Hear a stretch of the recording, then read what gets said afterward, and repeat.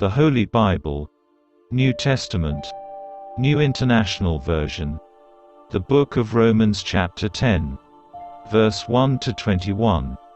Brothers and sisters, my heart's desire and prayer to God for the Israelites is that they may be saved.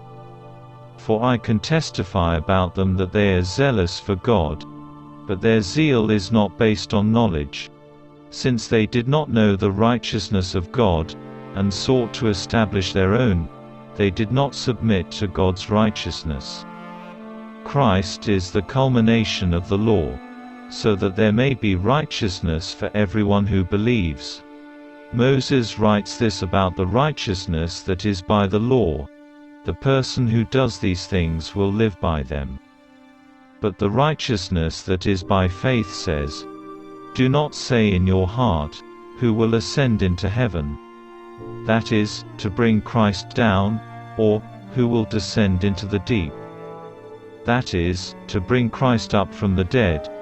But what does it say? The word is near you. It is in your mouth and in your heart, that is, the message concerning faith that we proclaim. If you declare with your mouth, 'Jesus is Lord,' and believe in your heart that God raised him from the dead, you will be saved. For it is with your heart that you believe and are justified, and it is with your mouth that you profess your faith and are saved. As Scripture says, anyone who believes in him will never be put to shame. For there is no difference between Jew and Gentile. The same Lord is Lord of all, and richly blesses all who call on him. For everyone who calls on the name of the Lord will be saved. How, then, can they call on the one they have not believed in? And how can they believe in the one of whom they have not heard? And how can they hear without someone preaching to them? And how can anyone preach unless they are sent? As it is written, 'How beautiful are the feet of those who bring good news!' But not all the Israelites accepted the good news. For Isaiah says, 'Lord, who has believed our message?'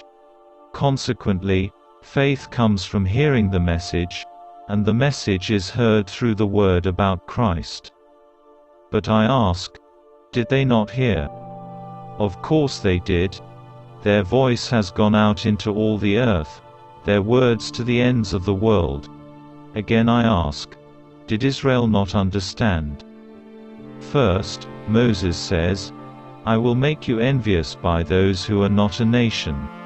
I will make you angry by a nation that has no understanding.' And Isaiah boldly says, 'I was found by those who did not seek me. I revealed myself to those who did not ask for me.'